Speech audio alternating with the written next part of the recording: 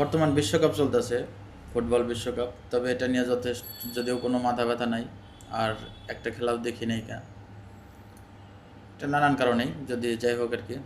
তবে বিষয়টা হচ্ছে যে খেলার যে যে ফটো কাট টাট নিউজ টিউজ আসে, এটা দেখে মনে হয় যে এটা একটা আওয়ামী লীগের মতো নির্বাচনের যে অবস্থাটা ছিল, বর্তমান ফিফা ফুটবল বিশ্বকাপটাও এরকম একটা পর্যায়ে যাচ্ছে আর কি। মানুষের এটার প্রতি গ্রহণযোগ্যতা বা আস্থা হারাই ফেলতেছে আর কি। বিনোদনের মাধ্যমটাও এখান থেকে সরে আসতেছে। সেই সাথে এখন বর্তমান যে তারকা খেলোয়াড় মেসি, আর্জেন্টিনার, তো ওনাকেও হইতেছে বানাইতেছে, একটা হাস্যকর জায়গায় পরিণত করতেছে। যেমন বাংলাদেশে সাকিব আল হাসান, মাশরাফি, ওনারা খুব যথেষ্ট একটা সম্মানের জায়গায় ছিল। তবে কিছু বিতর্ক থাকার কারণে ওনাদের পরবর্তীতে এই সম্মানটুকু ধরে রাখতে পারে না। এখন মেসির ব্যাপারটাও সেই সাবেক ম্যারাডোনার মতো হাত দিয়ে গোল দেওয়া বা এরকম একটা পর্যায়ে চলে যেতেছে, যে হাস্যরাষ্ট্রের কারণ হয়ে যেতেছে।